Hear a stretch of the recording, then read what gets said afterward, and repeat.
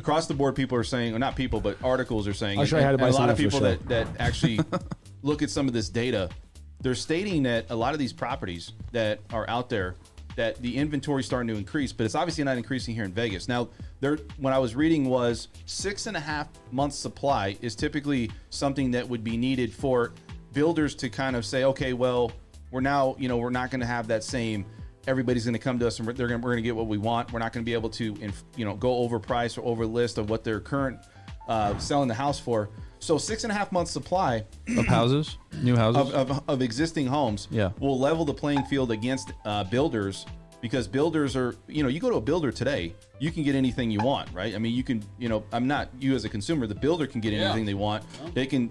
Lot premiums are out of this world right now. Dude, you got a lot of things stupid. happening, right? They're over and they're strategically planning out how to invest, or not invest, but get people to invest with them or buying into their homes, because they want to maximize their profits, especially with all these costs and everything going up. They're trying to pass that to the consumer. Well, so the question I have is, if you they're have exploiting that, will we ever have a place where we're going to be at a 6-month supply again here? At some point in the future. Yeah, I think so. Absolutely, man. But I don't think it'll be at the cost of home prices severely going down. What do you think, Matt? A 6-month supply. Because I think that you look at the data, we're still at 1.5, what 1.4 month supply, but we've been like that. Matt, do you know during the foreclosures what was a month supply on the market?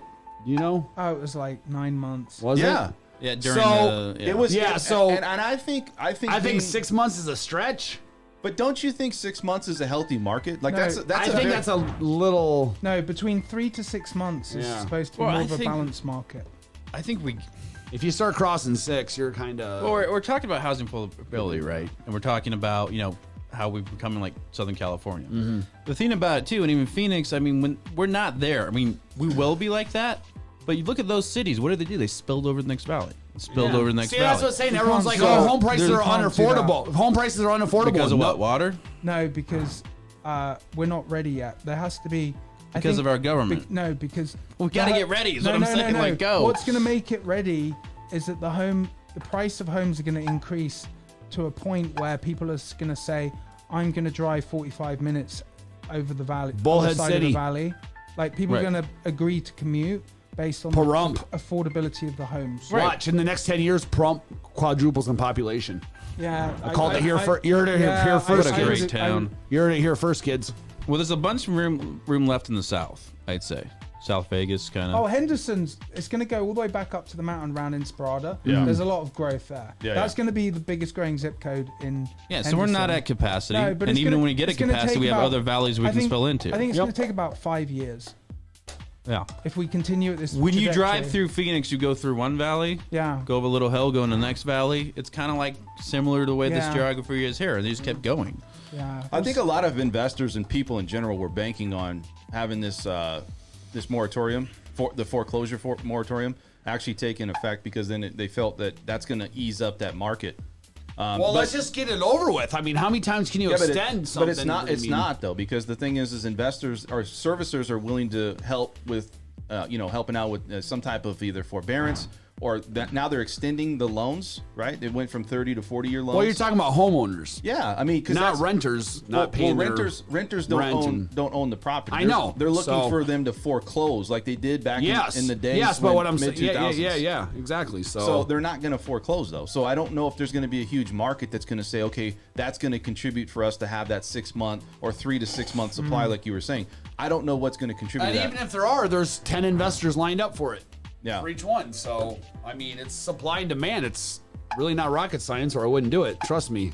Matt, you got anything else to say on this housing market? No, just I mean, if you have an idea you want to buy a home or stop renting, get a plan, and happy to help. A lot of what I do is like problem solving, and planning and giving people goals and making them feel good about renting if they are renting. Sure. And they want to buy because they have a plan. And we know everything we got to do, the punch list, to get them the approval to get them a home, the best home possible. You guys get a lot of clients, and I'm just going to ask you because there's a lot of people that challenge or have questions that challenge maybe what you're saying, like, oh, you know what? I've read this or I see this or somebody's told me I'm this. always open to have a conversation, even if somebody calls and says, hey, I kind of agree with you. I'm looking to buy a house. I kind of agree with you and blah, blah, blah. Here's my issues. I'm willing to always have an open conversation about it. Yeah, I mean, I always say this, instead of like trying to argue somebody or combat them with whatever it is, I always say, okay, you said that. What makes you feel what you're saying right now? What facts or do you draw this conclusion to that makes you feel this way? Right. And when you kind of work it that way, people don't really have anything based on, well, it's my opinion. And I'm like, well, I do this 7 days a week, so you cannot listen. I mean, it doesn't matter. I'm not trying to argue with people. No, I just think that there's some objections. I'm trying to be informative to what I know based off of my knowledge, man. I mean, you ask me about anything else in this world, I don't know. But you ask me about Las Vegas real estate, what's up? Yeah. Well, it's a big investment that most people make, the biggest they make in their lifetime. So is that all you get? Like, basically, I mean, people are going to object to you, Matt, but I'm just saying, you for the most part, you're giving them the right information. No, I mean, the thing is I'm just a conduit of like getting something done. And so I don't have like, people don't object to me because I'm just giving them information and they can do what they will. And it's whatever they do is what they do. My duty to them is just to show them what's going on specific to their particular life. Whether you agree or not, it's up to you. We're just providing you the information based on what we know. Yeah. Well, you use the word conduit, which I think best describes a professional capacity. Segue. Okay, conduit. Representing someone's interest, not yours. But sadly, most agents don't act as a conduit.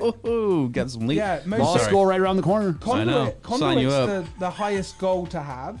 Like agents affect the transaction in how they conduct it and how they perform their role as a conduit and how hard they represent their clients. Now he's just taking victory laps. Now he's just taking victory laps. What I'm saying is, I love it. Sadly, that's not the case. Most of the He's time, flexing over here with his words. And then, and then the conduit. and then the thing is, my job's very easy. My job's very easy if someone's ill-equipped, to handle the situation. Yeah. And then they're fucking dead. Oh, yeah. Yeah. Absolutely. Yeah. Oh my God, that's fun. That's funny as hell. If you guys haven't hit that like button, hit the like button. Send us any comments. Bing, bing. Subscribe. Matt, sorry, Brett, do that again. Bing, bing. Like, bing. Subscribe. Bing. We appreciate you guys very much. So, and also too, like, we really take our jobs very serious. All of us here in this room. I know it sounds, kind of cliche, but we really do. I know I wear a t-shirt all the time, but I really know what I'm talking about. Well, listen, we appreciate you guys, and we would love to earn your business. So if somebody's out there looking for real estate or financing or even an attorney, we'd love to hear from you guys. So please, if you want to put those comments, if somebody comes across this video, because we're here to also, extend our hand as what we do. And, we're very appreciative, Yeah. Right? They'll have a conversation with anybody about real estate for free any day of the week. Yeah. I love talking about it. Yeah. Absolutely. So let's go into this. We're going to talk about money talk because I think a lot of people want to know what's going on, and we're going to just kind of delve from real estate here for a second. And we got Mr. Joe Dragon. He's going to kind of have a conversation here with Brett, and Brett's just going to. I'm gonna hold that. It's like a vice. Money. It's a gas. I'm going to unleash the beast here in a second. What are we getting into the crypto? Yeah. Is that what we're getting into right now? I've been revving for this. I'll try some. What's in that? Brett? Yeah, that's oh my God, Brett, you're gonna have a heart attack over here, man. That's what that bottle says. Bitcoin. Let me tell you. Let's settle down now. It's a Saturday morning. We don't need so much energy. Let's talk about this for a second. Red lines. All right. Let's talk about this for a second. What's going on in the cryptocurrency world, Brett? And go. Well, if you follow crypto, no. If you didn't, well, here's a news flash for you. It went all the way up to 65,000, and then the next 2 months, it went all the way back down to like 29,000. Okay. Now, Bitcoin currently is at like 41 to 42,000.